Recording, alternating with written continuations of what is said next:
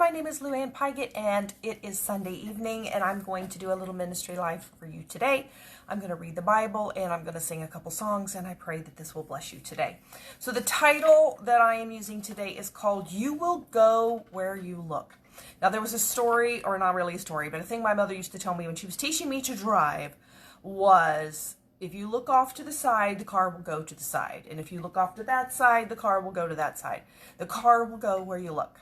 And I'm going to read a story from the Bible that has a little something very interesting to me. This has always intrigued me when it gets to this one part. But I'm going to start here in the beginning to kind of lay the foundation of this story. And it's Genesis 30, 25 through 43, and then 31, 1 through 12.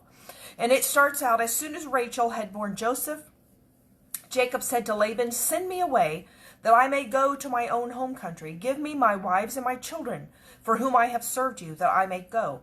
For you know the service that I have given you." But Laban said to him, "If I have found favor in your sight, I have learned by divination that the Lord has blessed me because of you." Notice he said he learned by divination. He was serving false gods, and he was doing divination. He was not doing something that would have pleased God, but that's he's saying, "I learned by divination that God's blessing me because of you.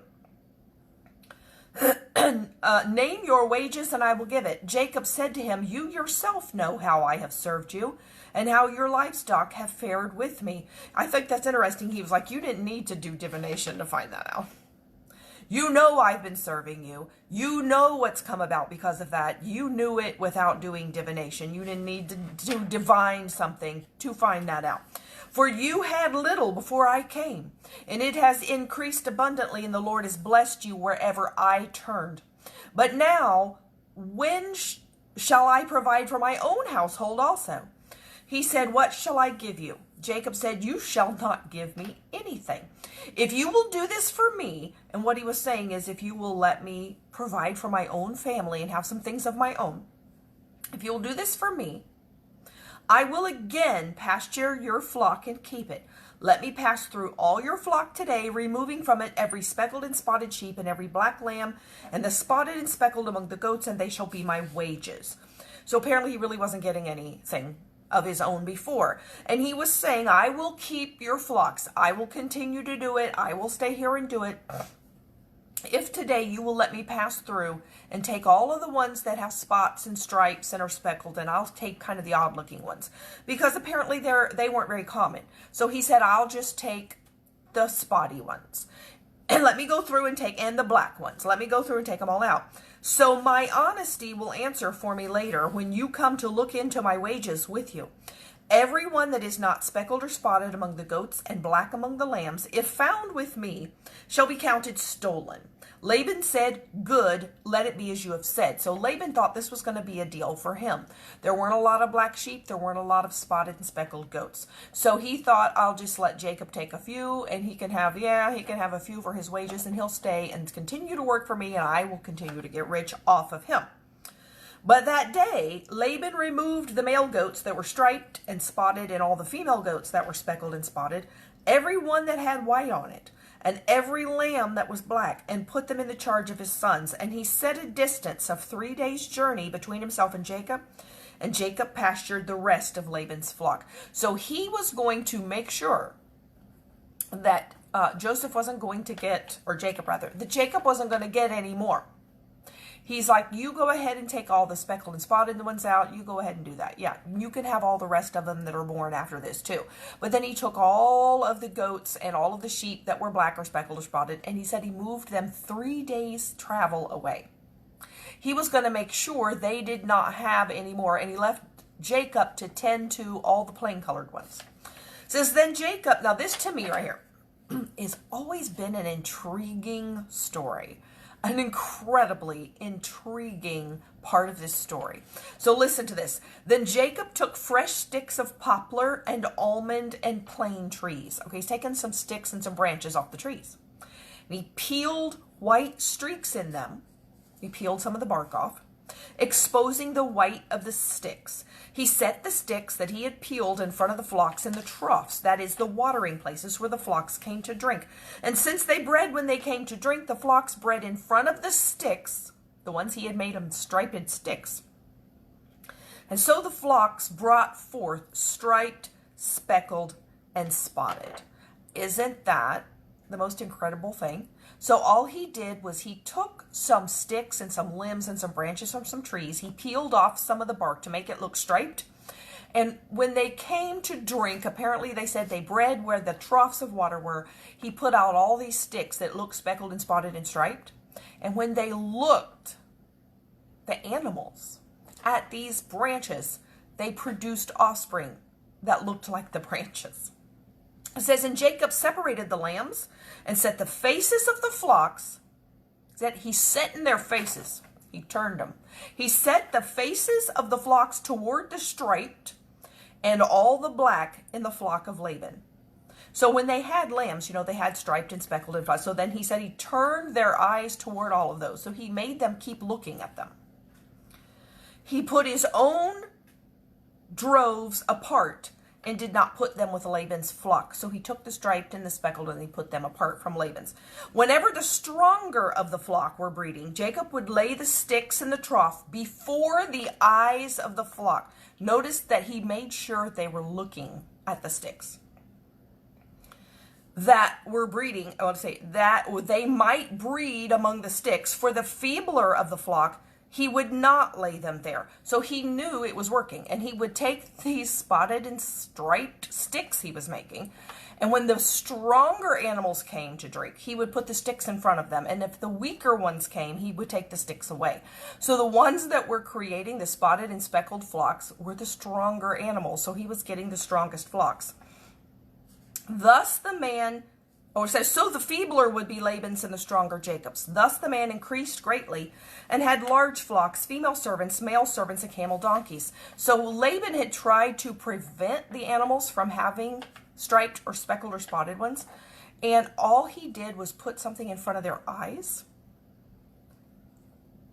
Isn't that interesting? So let's read a little bit more. Now Jacob heard that the sons of Laban were saying, Jacob has taken all that was our father's, and from what was our father's he has gained all his wealth. And Jacob saw that Laban did not regard him with favor as before. They weren't looking on him too kindly anymore. Then the Lord said to Jacob, return to the land of your fathers and to your kindred, and I will be with you. So what he told him was, it was time to go. And I hear my cat doing something crazy back here. I better check. See, what are you doing? She's getting into something. Whatever you're doing, you need to quit doing it, you little stinker. She's playing with something over there she shouldn't get into. Sorry. I don't want her to tear that up. Okay. So Jacob sent and called Rachel and Leah into the field where his flock was and said to them, I see that your father does not regard me with favor as he did before. Yeah, he was mad at him now. But the God of my father has been with me. You know that I have served your father with all my strength. Yet your father has cheated me and changed my wages 10 times. See, this is why he was doing what he was doing. He wasn't doing it just to be mean. He was doing it because Laban was cheating him. But God did not permit him to harm me. So, even if someone is trying to cheat you or trying to hurt you, God can prevent it. It says, if he said the spotted shall be your wages, then all the flocks bore spotted. And if he said the striped shall be your wages, then all the flock bore striped. Thus God has taken away the livestock of your father and given them to me. I don't know that God would have done that had Laban not been trying to cheat him out of it. He probably would have continued to bless him as well if he had been doing right. But because he was trying to cheat Jacob, then God ended up letting him be the one cheated instead. In the breeding season of the flock, I lifted up my eyes and saw in a dream, this is interesting, did you know he had a dream? That the goats that mated with the flock were striped, spotted, and mottled. Isn't that interesting that he says, I saw the goats were striped and spotted and mottled, but we know that they really weren't. So what does that mean? I think what that means is they had the genetics in them still, and God knew which ones had the genetics to pass on the stripes and the spotted. And so he was showing Jacob that he was still letting that happen. And the angel of God said to me in a dream, Jacob, and I said, here I am. And he said, lift up your eyes and see. All the goats that mate with the flock are striped, spotted, and mottled, for I have seen all that Laban is doing to you.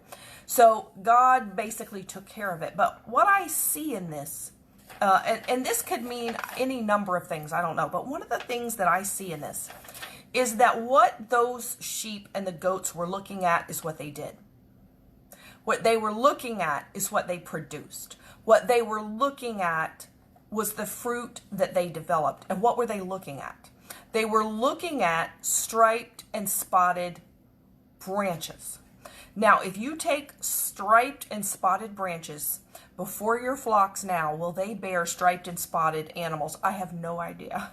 I don't really know if that will work now. I do believe it worked here because I believe God blessed it to work that way. But to me, it is interesting that this can be kind of a symbol that God is showing us that what you're looking at is what you will end up with. What you are looking at is where you will go. Where you are looking is where your car will go, or where your life will go. Genesis 15:5 is talking about Abraham, and it says, and he, meaning God, and he took him outside and said, now look toward the heavens and count the stars, if you are able to count them.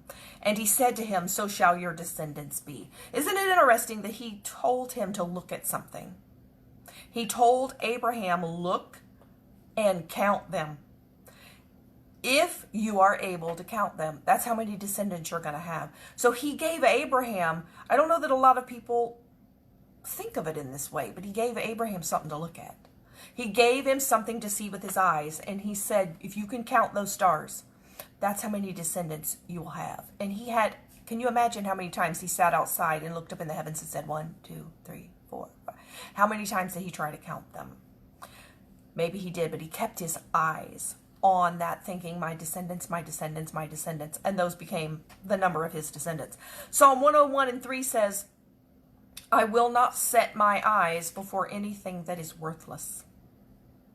I hate the work of those who fall away. It shall not cling to me. Don't set your eyes. Don't set before your eyes anything that's worthless. Proverbs 4:25 says, let your eyes look directly ahead and let your gaze be fixed straight in front of you. That's where we should be looking, straight ahead on where God is leading us. Matthew 6:22, the eye is the lamp of the body. So then if your eye is clear, your whole body will be full of light. If you are looking at where you need to be going and where you want to be going, your eye will be clear and a lamp. Jeremiah 6:16 says, this is what the Lord says, stand at the crossroads and look. Isn't it interesting that God tells us, look at things? He tells us to look. Stand at the crossroads and look. Ask for the ancient paths. Ask where the good way is and walk in it, and you will find rest for your souls. Stand at the crossroads and look. I like this. Ask for the ancient paths. Ask for the path that is going to lead you to heaven.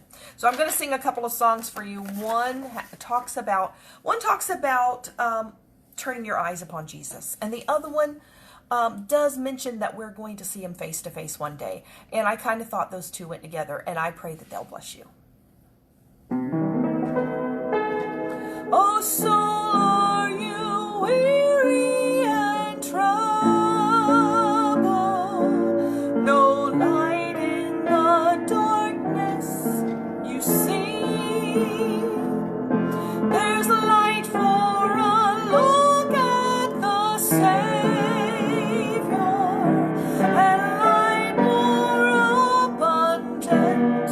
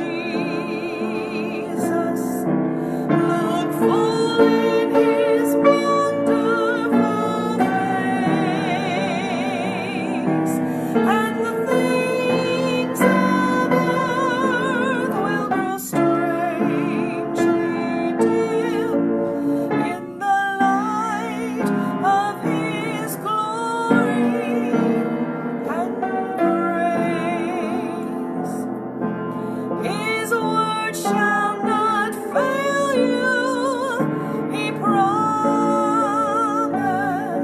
believe him, and all will be well.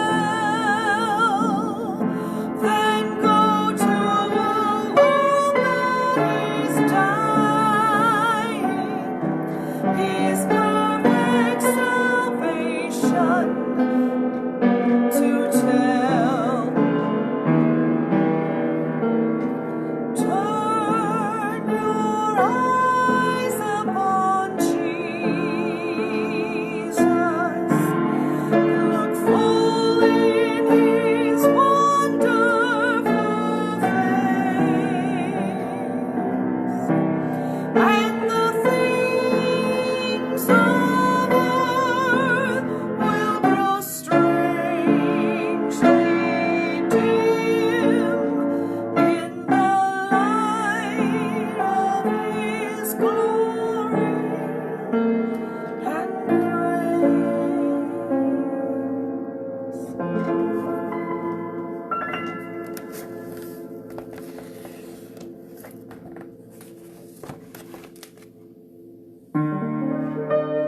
There is coming a day when no heartache shall come, no more clouds in the sky, no more tears to dim the eye.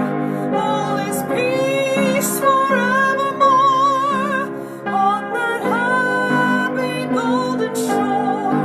What a day, glorious day that will be.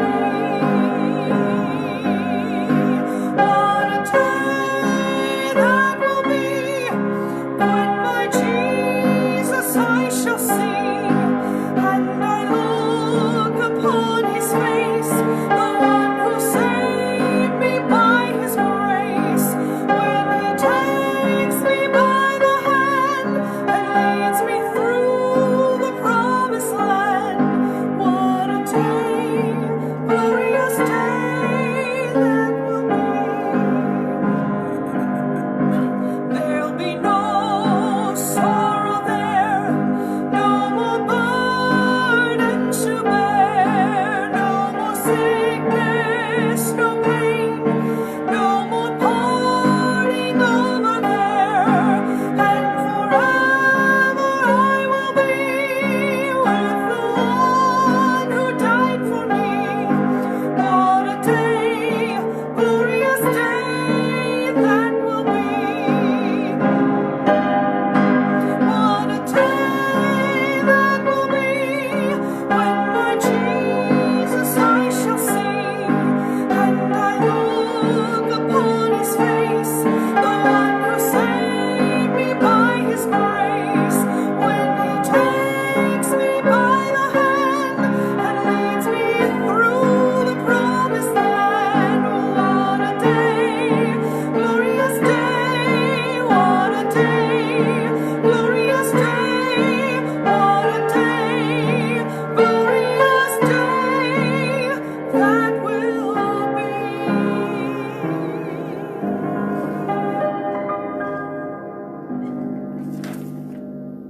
Philippians 3:14 says, with my eyes fixed on the goal, I push on to secure the prize of God's heavenward call in Christ Jesus. There is where you need to fix your eyes. Fix your eyes on the goal and push on to secure the prize of God's heavenward call. 2 Corinthians 4:18 says, we look not at the things which are seen. There is where your eyes do not belong, on the things that are seen, but they belong at the things which are not seen. For the things which are seen are temporal, they're going to pass away, but the things which are not seen are eternal. And finally, I'm going to leave with you Ephesians 1:18 says, I pray that the eyes of your heart may be enlightened. Those eyes right there, the eyes of your heart, so that you will know what is the hope of his calling, what are the riches of the glory of his inheritance in the saints. Your eyes need to be fixed where you want to go, because you will go. where you look. I pray that you have a blessed week, and thank you for watching, and I pray that the Lord will bless you, and good night till next week.